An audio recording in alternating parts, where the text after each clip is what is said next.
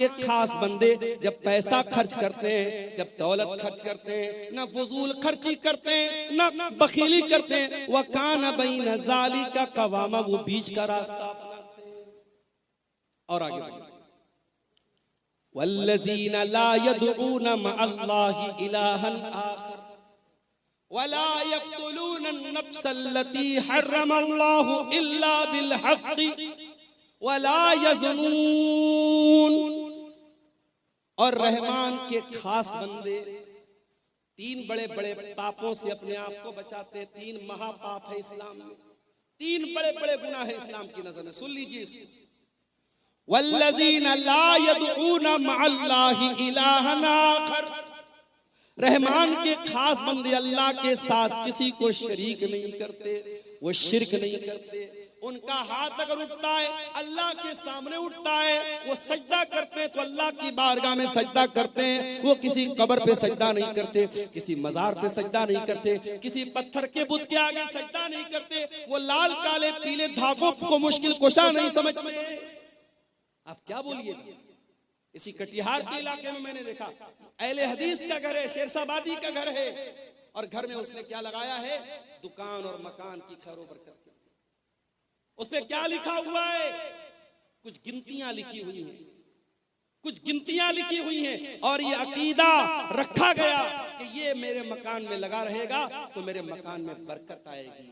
ये उल्टी सीधी गिनती लिखने से तेरे मकान में बरकत नहीं आएगी। मकान में बरकत तेरे अमल से आएगी, तेरे ईमान से आएगी, तेरे कुरान पढ़ने से आएगी। कुरान की आयतों को तू लटका दे या गिनतियों को लटका दे, उससे तेरे घर में बरकत नहीं आएगी।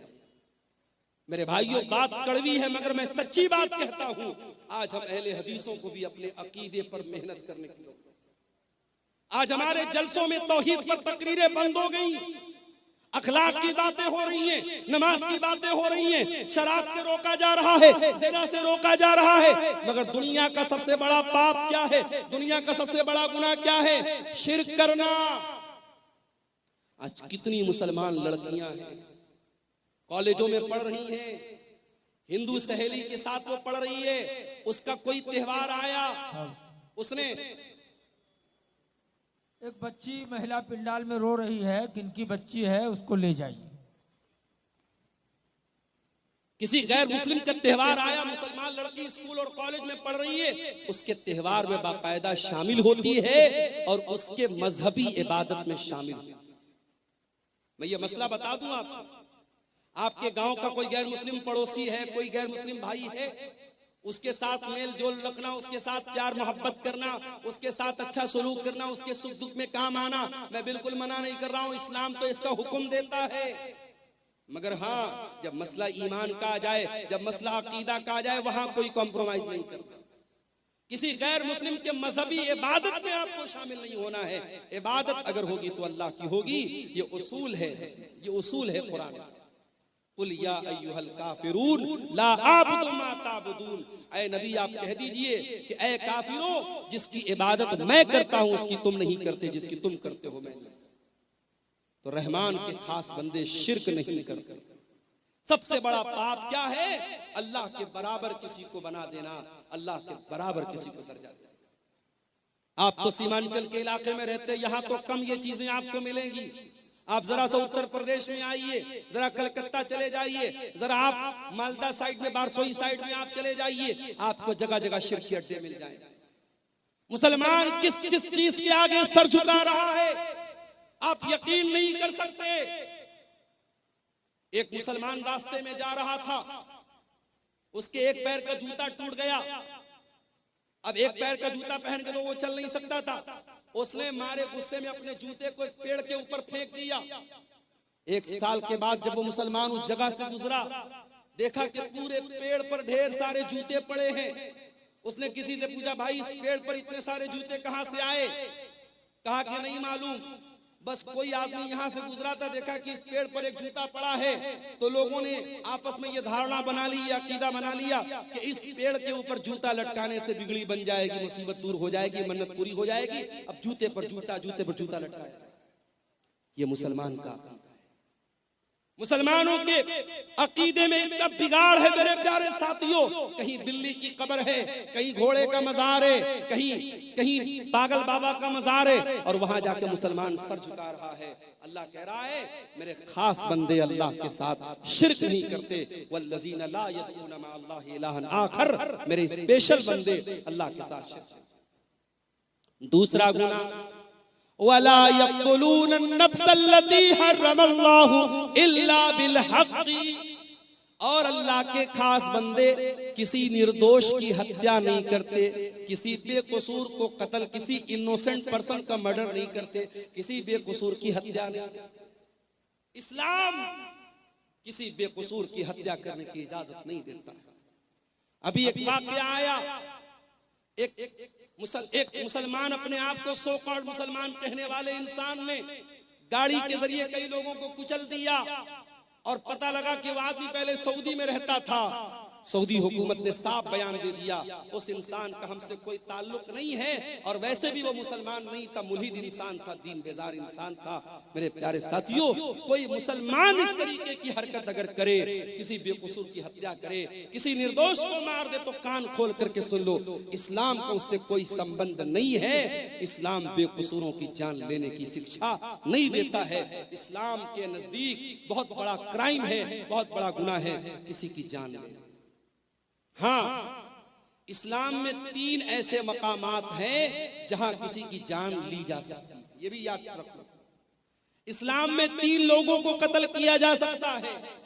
नंबर 1, अस्सय्यिबुज़्ज़ानी, शादीशुदा इंसान अगर जिना कर रहा है और इस्लामी हुकूमत है, चाहे वो मर्द हो चाहे वो औरत हो, इस्लामी हुकूमत के अंदर शादीशुदा जानी की सजा सजाए मौत है, उसे रज्म किया जाएगा, पत्थरों से मार मार के खत्म किया जाएगा। नंबर 2, अल क़त्ल बिल क़त्ल, अगर किसी ने किसी की हत्या की है तो हत्यारे को उस हत्या के बदले, उस कत्ल के बदले हत्यारे को कत्ल किया जाएगा, कातिल को कत्ल किया जाएगा, कातिल से क़िसास किया जाएगा, उसको भी इस्लाम में उसकी इजाजत दी गई है।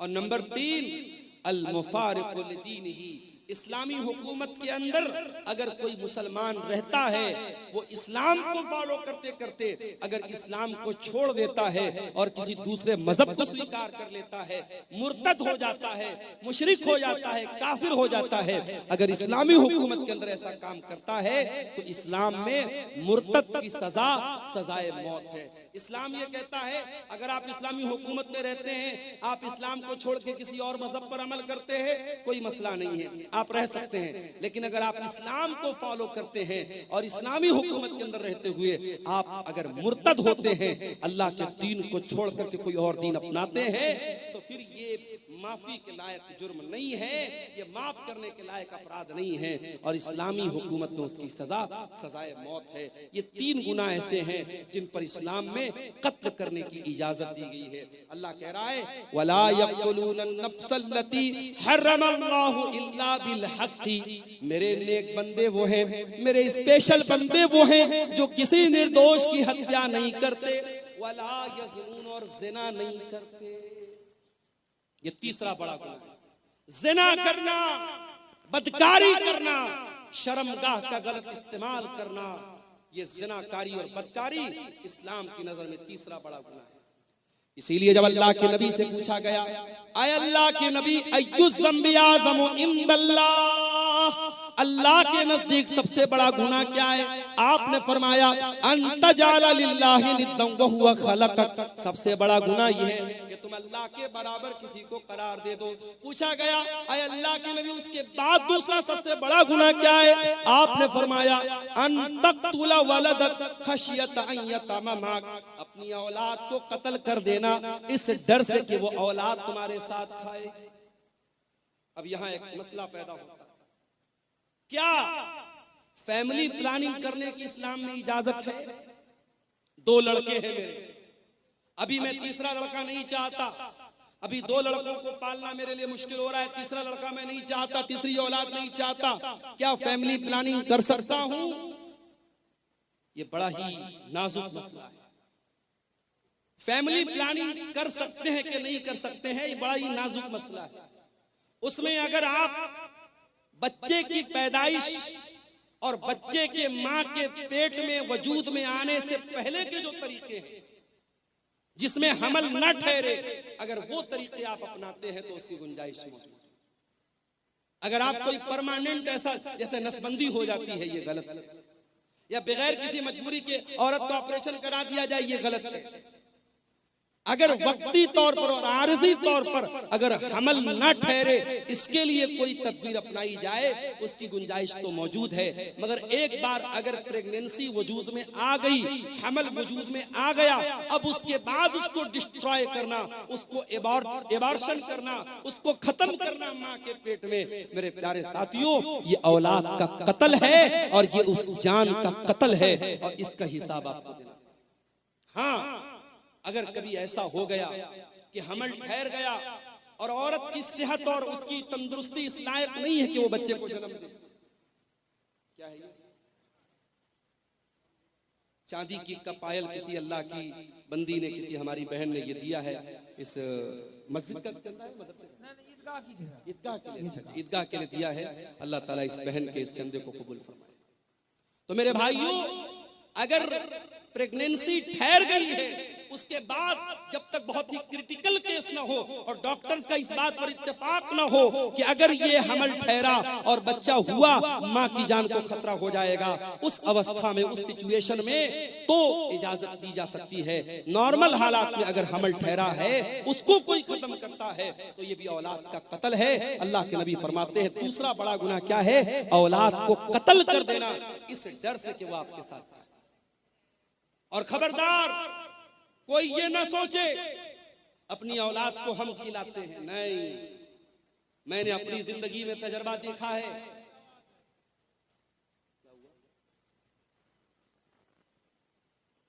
मेरी 3 बेटियां हैं।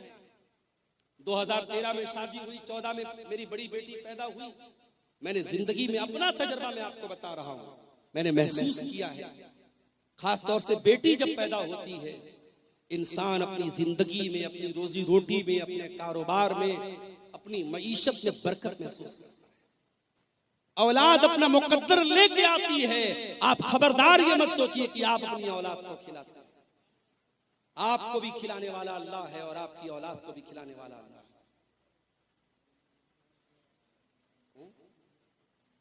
जी जी, चंदा बहुत कम हुआ है, इसलिए शेख मोहतरम से गुजारिश है कि अच्छा अच्छा, ठीक ठीक ठीक। मौलाना बंगला बोल पाएंगे थोड़े काफी सीख।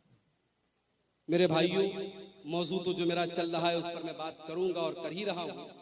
आपने जैसा कि सुना, शेख तौहीद साहब ने भी बताया कि प्रोग्राम एक ईदगाह के चंदे के लिए हुआ है और मैं इसी इलाके में जानता हूं कि अल्लाह ताला ने इतना लोगों को दिल दिया है कि एक एक दिन में 20-20 लाख रुपए एक एक जलसे में चंदा उतरा है।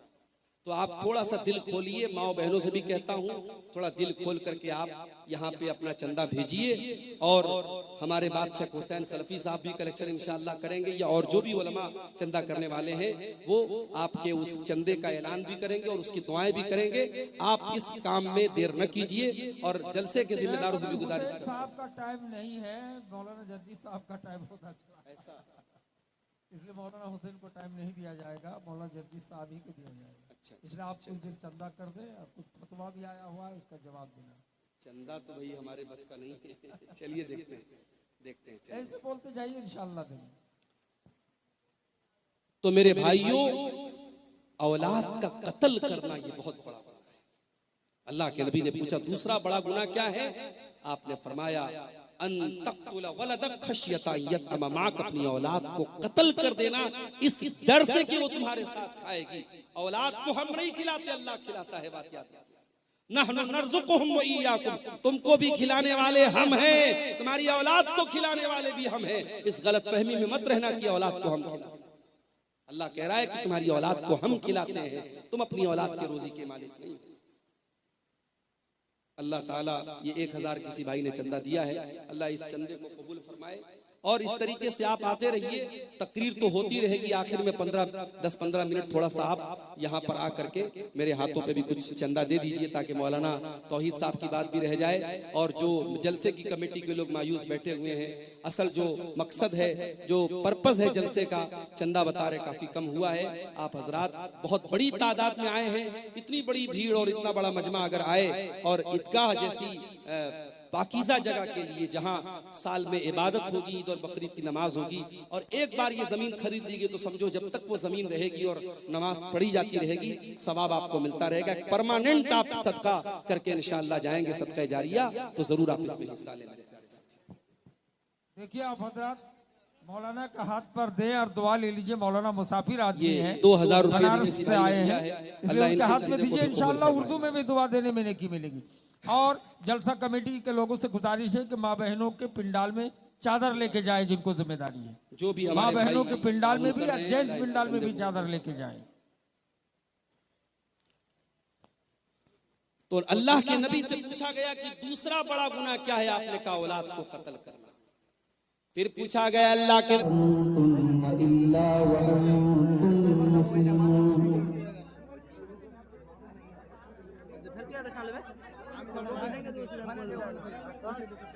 या अय्युहन्नासु रब्बकुमुल्लज़ी खलक़कुम मिन नफ्सिन वाहिदह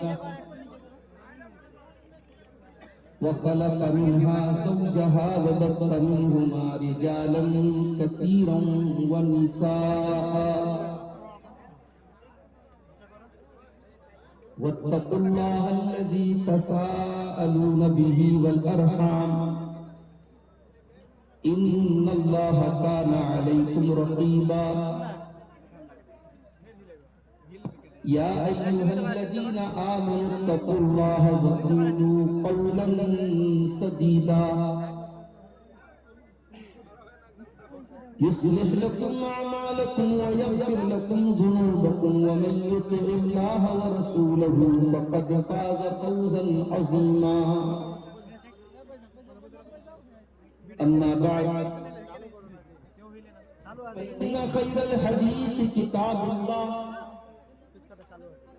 व खैरल हदी हदी मुहम्मदिन सल्लल्लाहु अलैहि वसल्लम व शर्रल उमूरि मुहदसातुहा व कुल्लु मुहदसतिन बिदअह व कुल्लु बिदअतिन ज़लालह व कुल्लु ज़लालतिन फिन्नार। अऊज़ु बिल्लाहि मिनश शैतानिर रजीम। बिस्मिल्लाहिर रहमानिर रहीम। व इबादुर रहमानिल्लज़ीना यमशूना अलल अर्दि हौना व इज़ा ख़ातबहुमुल जाहिलूना क़ालू सलामा वल्लज़ीना यबीतूना लिरब्बिहिम सुज्जदन व क़ियामा। ए यूट्यूबर वाले आप अपना बैठ जाइए, नहीं तो हंगामा करके सब ऊपर हटा देंगे। बैठ जाइए आप।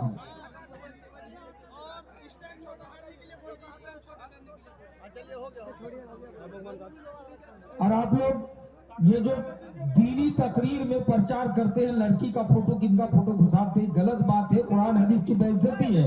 इसलिए गंदा फोटो इसको हरगिज उसमें अटैच ना करें। इलाही तेरी चौखट पर भिखारी बन के आया हूँ, सरापा फक़्र इज्ज़ो नदामत बन के आया हूँ।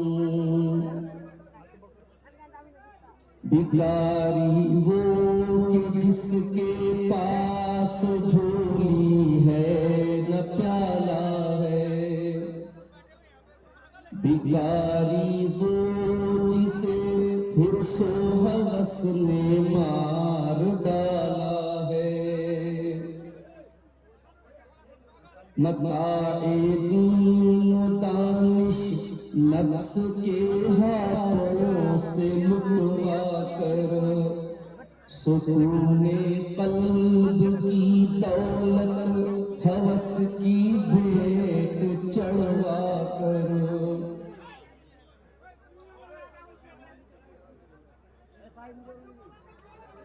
बैठ जाओ तुम लोग, चैनल वाले बैठ जाओ।